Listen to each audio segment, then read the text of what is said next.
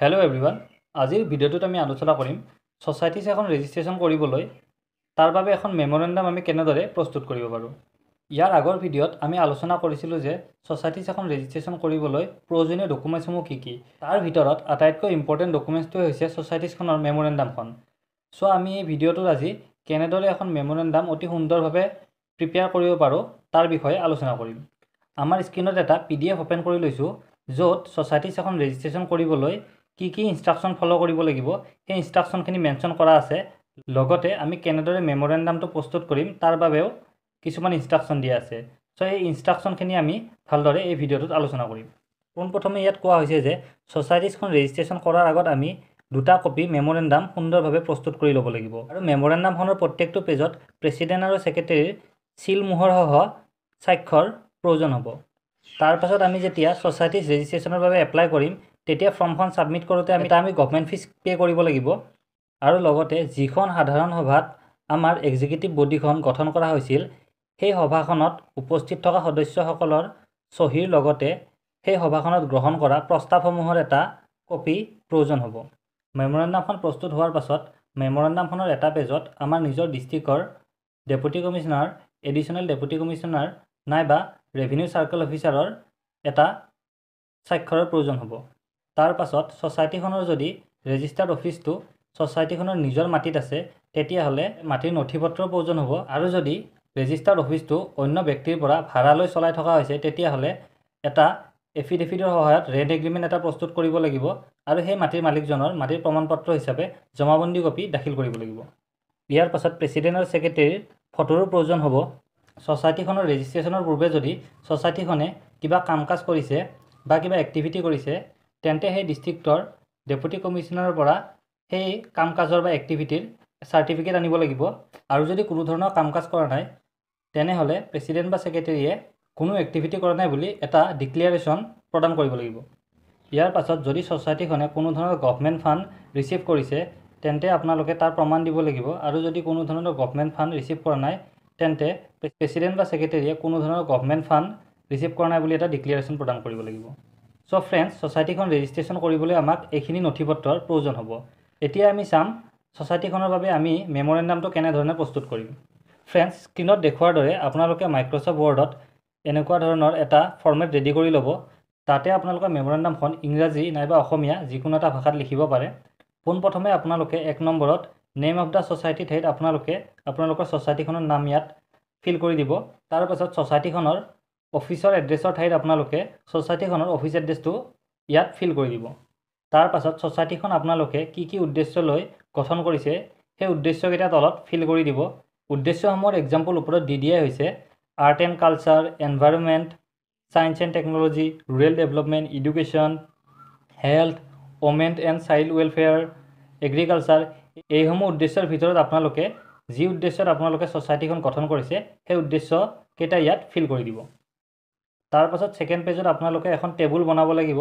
টেবুলখনত আপোনালোকে প্ৰথম কলমটোত 7জন মেম্বাৰৰ ফুল নেম টাইপ কৰিব। তাৰ পাছত আপোনালোকে সেই মেম্বাৰকেইজনৰ অকুপেশ্যন আৰু এড্ৰেছটো টাইপ কৰি দিব। লগতে 3 নম্বৰ কলমটোত আপোনালোকে মেম্বাৰকেইজনৰ ডেজিগনেশ্যন কি সেই ডেজিগনেশ্যনসমূহ ফিল কৰি দিব।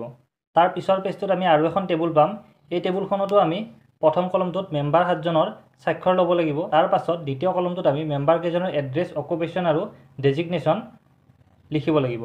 আৰু এই পেজটোতে আপোনালোকে আপোনালোকৰ নিজৰ ডিষ্ট্ৰিক্টৰ deputy commissioner, additional deputy commissioner নাইবা চাৰ্কল অফিচাৰৰ চাইন এটা ল'ব লাগিব। তাৰ পাছত 4 নম্বৰ পেজত আমি আমাৰ ছ'চাইটিখনৰ ৰুল ৰেগুলেশ্যনসমূহ ফিল কৰিব লাগিব। ইয়াত 1 নম্বৰত আকৌ আপোনালোকে নিজৰ ছ'চাইটিখনৰ নাম ফিল কৰিব আৰু 2 নম্বৰত আপোনালোকৰ ছ'চাইটিখনৰ এড্ৰেছটো ফিল কৰি দিব। তাৰ পাছত 3 নম্বৰত আপোনালোকে ছ'চাইটিখনৰ অপাৰেশ্যন এৰিয়াটো লিখি দিব। অৰ্থাৎ আপোনালোকে কোনখিনি এৰিয়াত কাম কৰিম বুলি ভাবিছে সেই এৰিয়াটো ইয়াত লিখি দিব। যদি আপোনালোকে গোটেই অসমতে কাম কৰিম বুলি ভাবিছে তেতিয়া আপোনালোকে এণ্টায়াৰ আছাম বুলি ইয়াত লিখি দিব। তাৰপিছত আপোনালোকে ইয়াৰ আগত যে লিখিছিল অবজেক্টিভ কেইটা অৰ্থাৎ উদ্দেশ্যকেইটা, সেই উদ্দেশ্যকেইটাৰ ওপৰত চমুকৈ এটা পেৰেগ্ৰাফ লিখি দিব। ইয়াৰ পিছত 5 নম্বৰ পেজত আমি মেম্বাৰশ্বিপৰ বিষয়ে লিখিম। মেম্বাৰশ্বিপ মানে হৈছে আমি আমাৰ কমিটিখনত মেম্বাৰ হ'বলৈ শিক্ষাগত অৰ্হতা আমি কিমান ৰাখিছোঁ তাৰ বিষয়ে ইয়াত লিখিম। তাৰপিছত ছাবস্ক্ৰিপশ্যন ডনেশ্যনৰ বিষয়ে লিখিম। অৰ্থাৎ ছ'চাইটিখনত প্ৰথম জইনিং ফিজ হিচাপে আমি কি লৈছোঁ আৰু ইয়াৰলি ডনেশ্যন হিচাপে কোনে কি দিব সেই বিষয়ে আমি ইয়াত লিখিম।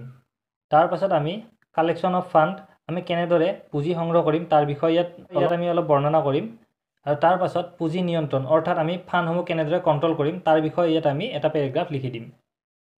এইখিনি লিখাৰ পাছত আমাৰ 6 নম্বৰ পেজত জেনেৰেল মিটিঙৰ বিষয়ে আমি লিখিম। জেনেৰেল মিটিংখন আমি কেনেধৰণে কিমান দিনৰ মূৰত আমি জেনেৰেল মিটিংখন পাতিম। তাৰ পাছত আমি সাধাৰণ সভাৰ বৈঠকৰ থোলৰ বিষয়ে অলপ মেনশ্যন কৰিম ইয়াত। তাৰ পাছত 8 নম্বৰত আমি কাৰ্যকৰী সমিতিৰ নিৰ্বাচন পদ্ধতিৰ বিষয়ে চমুকৈ বৰ্ণনা কৰিম। এইখিনি হোৱাৰ পাছত আমি আকৌ কাৰ্যকৰী সমিতিৰ এটা চমু বিৱৰণ মেনশ্যন কৰিম আৰু 10 নম্বৰত কাৰ্যকৰী সমিতিৰ কাৰ্যকালৰ বিষয়ে মেনশ্যন কৰিম। তাৰ পাছত 11 নম্বৰত আমি আকৌ কাৰ্যকৰী সমিতিখন পুনৰ কেনেদৰে নিৰ্বাচন কৰিম তাৰ বিষয়ে মেনশ্যন কৰিম। তাৰপিছত 12 নম্বৰত আমি কাৰ্যকৰী সমিতিখনৰ বৈঠকৰ নিয়মৰ বিষয়ে মেনশ্যন কৰিম।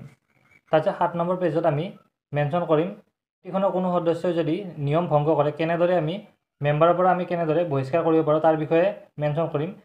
তাৰপাছত 15 নম্বৰ অপশ্যনত আমি আমাৰ কমিটিখনৰ হিচাপ নিকাচৰ বাবে এজন অডিটৰ আমি হায়াৰ কৰিব লাগিব এবছৰৰ বাবে, যিয়ে প্ৰতি বছৰে আমাৰ হিচাপ নিকাচ নিৰীক্ষণ কৰিব।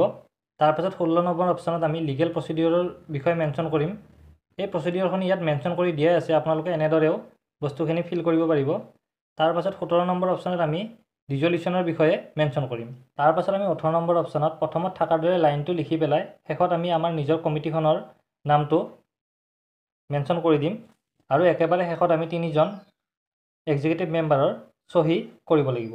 চ' ফ্ৰেণ্ডছ, ইয়াত দিয়া ইনষ্ট্ৰাকশ্যন মতে আপোনালোকে আপোনালোকৰ নিজৰ ছ'চাইটিখনৰ বাবে এখন সুন্দৰ মেমৰেণ্ডাম প্ৰিপেয়াৰ কৰিব পাৰে।